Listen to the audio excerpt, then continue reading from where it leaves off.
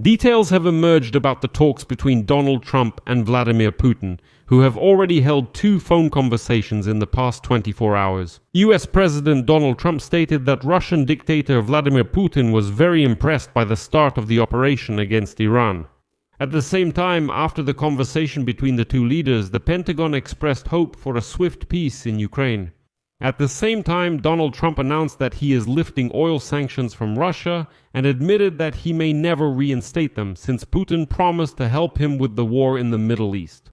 As you know, Trump allowed Russia to trade oil because of the blockade of the Hormuz Strait by Iran and the crisis in the oil market. That's the kind of multi-step move Trump pulled off by lifting sanctions from Putin. And now Putin himself has given orders to the energy companies. Russia is taking advantage of the sharp rise in oil and gas prices caused by the war in the Middle East to fill its coffers as quickly as possible because they're saying the crisis will definitely end soon. He says they need to make as much money as possible because the war will end and prices will go back to what they were before. It's interesting that in these phone conversations, Putin once again fantasized about grand victories of the Russian occupiers on the front in Ukraine. He didn't mention weapon advancements, but the essence of such statements by Vladimir Putin comes down to one thing: to make Trump believe in the inevitability of Russia's victory and to pressure Zelensky, which Trump has started doing again. My name is Alexei Peichi. Let's discuss this topic together. But before we start, I ask you to subscribe to this channel, like this episode, and leave any comment under this video. Also subscribe to my Telegram channel Peichi News, the link is in the description. So Donald Trump called Vladimir Putin again today for the second time in almost 24 hours. Putin's aide, Ushakov, said that the conversation took place at the initiative of Donald Trump and lasted about an hour. The focus was on the situation surrounding the conflict with Iran and the trilateral talks on the Ukrainian settlement. Well, that's how Russians started calling it, but essentially it's a question of ending the war. Wild Russia against Ukraine. As Ushakov said, there was a substantive and useful exchange of views. Trump expressed interest in ending Russia's war against Ukraine as soon as possible with a ceasefire and achieving a long-term settlement. Trump also reportedly noted that regular communication is necessary. Well, at first Trump reacted sharply to the negotiations.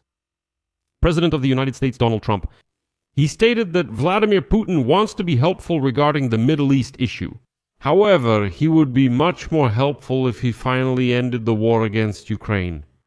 Trump said that the conversation was very good and there were many people on the line from each side. He said it wasn't just a personal conversation but a negotiation between 2 teams. One of the topics of the conversation was the war in Ukraine. Now, I'll quote Trump further. "We talked about Ukraine. Это просто бесконечная борьба. There is a huge hatred between President Putin and President Zelensky. It seems like they just can't come to an agreement. At the same time, I still think the conversation was positive. Of course, we also talked about the Middle East, and he really wants to be helpful. I said you could be even more helpful if you put an end to the war between Ukraine and Russia. That would be more useful. Putin wants to act very constructively." Well, first of all, I don't understand how, in Donald Trump's opinion, you can negotiate with unwashed wild Russians. Well, they're savages. How are you going to negotiate with them? There. Well, secondly, he says that, well, here I have to give Donald Trump some credit. He says, don't stick your nose, Vladimir Putin, into the war in the Middle East. You're nobody here now. You're just a zero, an empty shell. You're no longer in Syria. You couldn't help in Iran. You couldn't do anything in Venezuela. And you won't be able to help in Cuba either. And let me remind you that since the beginning of 2026, there have already been 3 rounds of trilateral peace talks between Ukraine, the US, and Russia aimed at ending the war. The parties still haven't resolved the issue of territory, particularly Donbass. However, there has been progress on other issues. In early March, representatives of the 3 countries were supposed to hold the 4th round of talks in Abu Dhabi. However, they were cancelled due to a conflict of observations. Diplomatic efforts were expected to resume this week, but on March 9, Ukrainian President Volodymyr Zelensky announced that the meeting is still being postponed due to the situation with Iran. At the same time, it should be added that recently Trump's special envoy, Stephen Witkoff, stated that work on the final document is ongoing and new results from the negotiations are expected in the coming weeks. What kind of results, however, is unclear.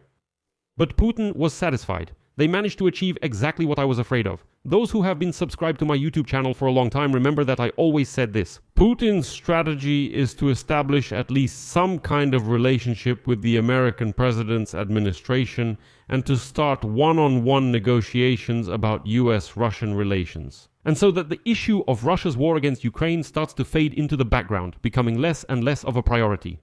So Putin got concessions from the United States of America without any Russian concessions on Ukraine.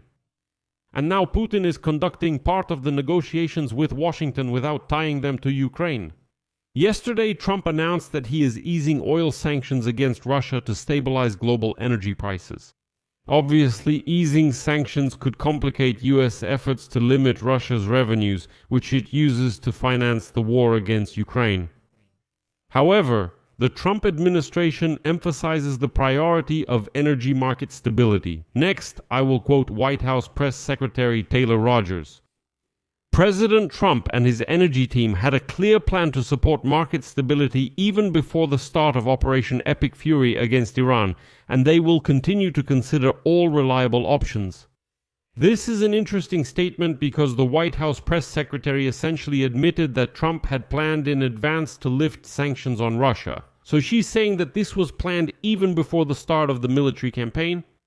As a result, Trump himself allowed for the possibility that some of the sanctions against Russia related to oil, despite calling them temporary, could be lifted permanently. Earlier, his whole cabinet said this was just a temporary step to stabilize the market. Trump himself initially said that the oil sanctions are being lifted while the situation with prices continues. However, he later added that the restrictions might not have to be reintroduced. Here is his quote. "We are also lifting some oil-related sanctions to bring down oil prices. We have sanctions against some countries, but we are lifting them until the situation stabilizes. And then, who knows, maybe we won't have to reimpose them again." And in this situation, Vladimir Putin is rushing to lift. Putin called on Russian energy companies to take advantage of the sharp rise in oil and gas prices caused by the war in the Middle East. Putin acknowledged that the current situation on the global market may be short-term, so Russian companies should take advantage of this moment. Next, I'll quote him. "Changes in the balance of supply and demand for hydrocarbons will, of course, lead to a new stable price reality. This will inevitably happen. Therefore, it is important for Russian energy companies to take advantage of the current moment, including using additional export revenues to reduce their debt burden." And of course, there was no shortage of mutual flattery. US President Donald Trump stated that the Russian dictator Vladimir Putin was very impressed by the start of the operation against Iran. At the same time, after the conversation between the two leaders, the Pentagon expressed hope for peace in Ukraine. Let's start with Trump. Trump says, quote, "To me, Putin was very impressed by what he saw because no one has ever seen anything like it before." At the same time, Trump acknowledged that Iran has a powerful and well-armed army, and also emphasized that he believes in the superiority of American weaponry and the US armed forces. Meanwhile, US Secretary of Defense Pete Hegseth stated that the conversation between Trump and the Russian dictator gives hope for achieving peace in Ukraine and in the Middle East. Here is a quote from Pete Hegseth, and it is also quite telling.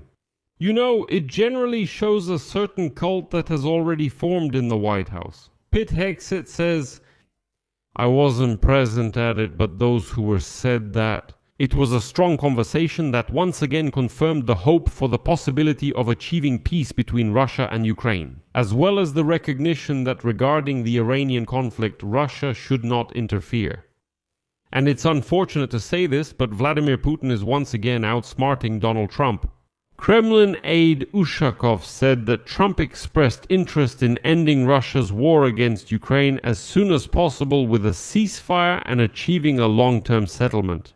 And now I'll give you a quote from Ushakov. "The Americans were given a description of what is currently happening on the front line, where Russian troops are advancing quite successfully. This is a factor that should prompt the regime in Kyiv to pursue a negotiated settlement of the conflict.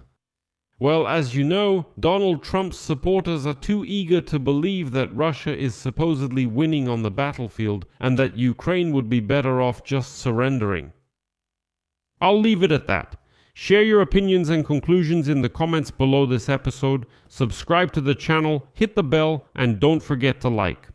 If you found this episode useful and interesting, you can support our YouTube channel with your donation or a paid sponsorship subscription using the links and details in the description of this video. That's it for now. Take care. Goodbye, everyone.